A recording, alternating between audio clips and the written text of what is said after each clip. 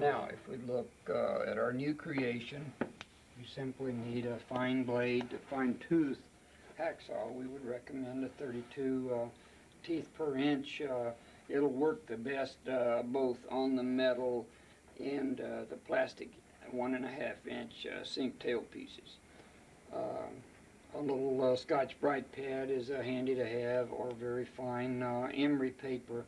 There again, we'd suggest with the emery cloth 280, 300, or 320 grit, just for cleaning the end of the tube, end of the tailpiece, where you will make the two cuts and install our drain boa.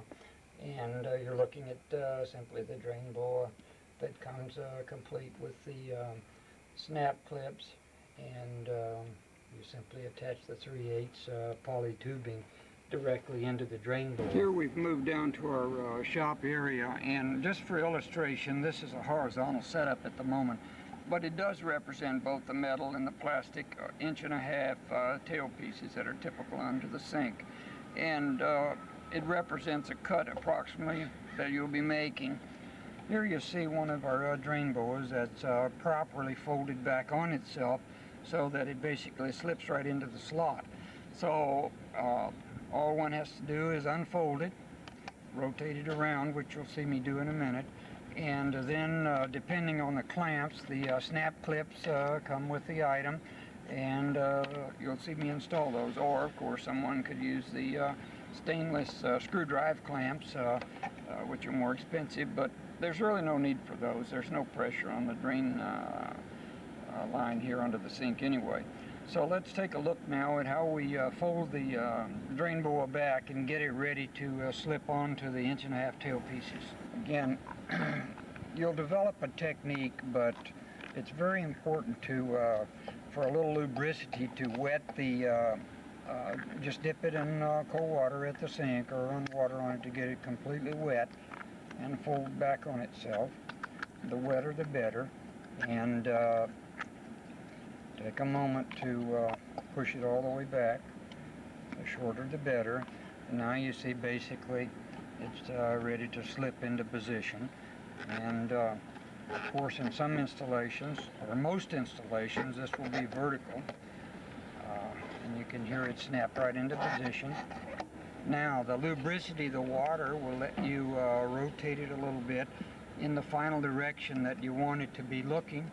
And another thing is, you can slide it up or down, and you can feel with your thumb there, or the imprint, you can see you want it to be basically equally divided so that there's a good overlap where the clamps can go onto the ends of the 1.5 tail piece where you've made your cuts.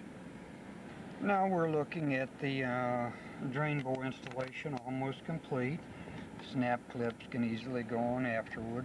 They fit nicely into the grooves, and one just needs to take them up about 2 or 3 notches, 3, usually beyond what you do with your hand. One can straighten those up a little if they desire. And then finally the small item on the tail piece, and we simply take and wet our tubing again for lubricity. There's a stop about 1 inch inside of here, so you usually can just push the 3/8 tubing up to the stop, go ahead and squeeze the clamp down and tighten it like I've done, and you've got a completed installation. A better, a simpler, and a connection to the drain pipe that should be code acceptable in the various locations. Here we're looking under a typical sink. In this particular installation, at a completed installation, this one happens to be with the metal 1.5 tail piece, and the cut's been made and our drain boa product installed, and 3/8 tubing leading off to the faucet air gap. And that's the way a complete installation typically would look in a vertical installation. You want to allow about 2 inches on this bottom section when you're cutting the pipe, because you have to allow enough to be able to let the compression nut back up in case they have to ever replace the trap. Here also is a good idea to keep the chips and debris clean is to take a couple pieces of newspaper and put down under before you make the cuts, or a piece of flat cardboard that's just turned up on the edges like the piece of cardboard you see here. Helps to keep the installation clean and neat. Here we prepared to start a new installation under a kitchen sink, and I put a piece of cardboard down again to catch any of the chips from the socket or whatever. Now we're looking at, this is a good illustration here. We're cramped for space, so we don't have quite enough room in the vertical tailpiece here to cut in and fully install our Drain Boa coupling. So what we'll have to do is we'll have to move it back up to this horizontal leg, and again, in general, you want to mount it or attach it into the piping as far from the garbage disposer inlet as possible. And again, obey the flow direction, or there's flow direction arrow on the Drain Boa so that the water is entering and will go in the direction indicated by the arrow on the product. Here we see we've taken the Drain Boa and folded it back as indicated earlier on each end all the way back.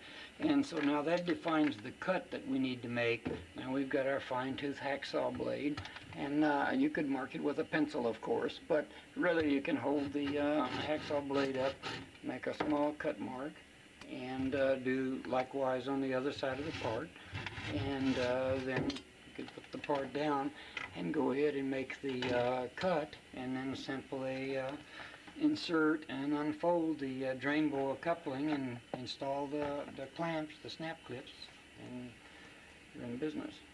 So now we've made the cut with our fine-tooth hacksaw blade, and this happens to be plastic. Now we go ahead and we smooth away the chips and rough edges right at the, where the two cuts were made. Then we're ready to install our coupling.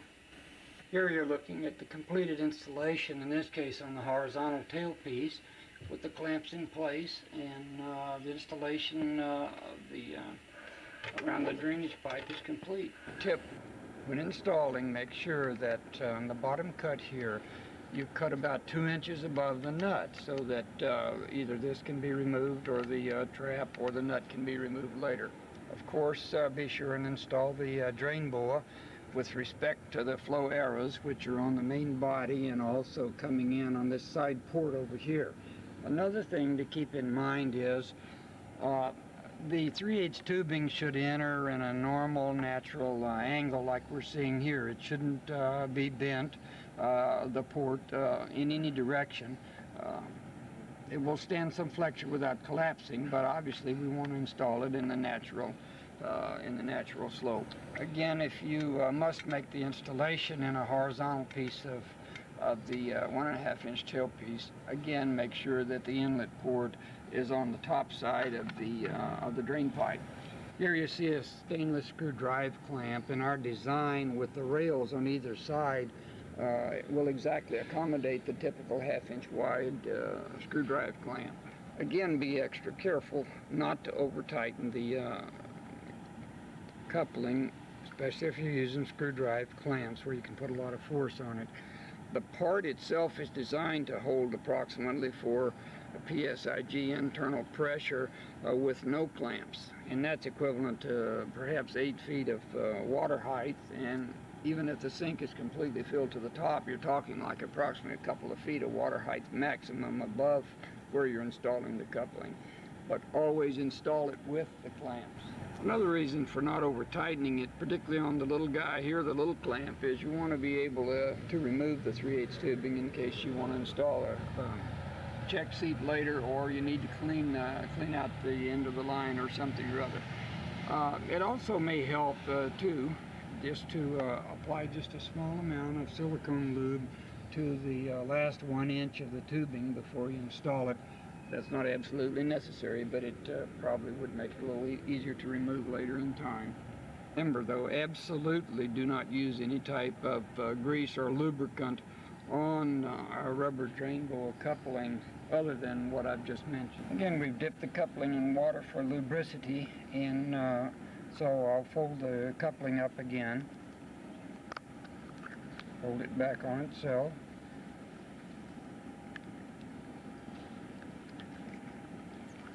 There. And we knead it and push it back so that it's completely folded back and the job's done. And if you need to remove the drain boa at any time, just remove the clamps as you see here and then just collapse the part. Here we're looking at our installed drain boa clamp. Best way to remove the tubing in case you need to at any time. Don't pull slowly or rotate and pull. It's best to just grab the tooling once you remove the clip and give it a quick hard jerk. Now just remove the small snap clip, and again the best way is to grab the tube firmly and just give it a quick hard jerk when you want to remove it. Sometimes when you're dealing with the plastic 1.5-inch tail pieces, many of these are molded and they have sometimes a pretty pronounced parting line, and if you care to, the best way, again using the fine emery paper, is just to take and rub it a little, the last inch, let's say, before you install the rubber clamp. Again, we're using very fine grit emery cloth so that we don't leave any large scratches or anything on the tube. Another feature with our drain boa drain line clamp or coupling is in case, let's say, you get a stoppage in the trap under the kitchen sink or just downstream and the water backs up into the sink. It's fairly easy to have taken the clamp off, and we're going to remove the 3/8 tubing here, and we can direct the water down into the container that you see here, and then when it fills up, we may have to do it a couple of times. We easily can plug that with a standard purchase John Guest type of a plug, or if that's not handy, basically any kind of a thing that's about 3/8 of an inch diameter can be plugged in there temporarily, the solid cap of a pin or anything, while the water is being fully drained. Even better and easier for access into the drain pipe, we've got our side port plugged off and we've removed the top clamp here, and simply we just remove the top, simply swivel this over. Notice we haven't had to loosen any nuts or get a wrench or anything like that, and now we have convenient access to the 1.5-inch trap, and just below the trap in case we need to put something in there or clear a blockage that's in that immediate vicinity. Obviously also we could have removed the bottom clamp and completely remove the coupling temporarily if that's preferred by the plumber or by the homeowner. Now to reinstall the coupling, all we have to do, you see I've just rolled the top end down again, and we just swivel this back into position here, and go ahead and install it around the pipe, and go ahead and put the clamp back in position and tighten it up, and just like it was.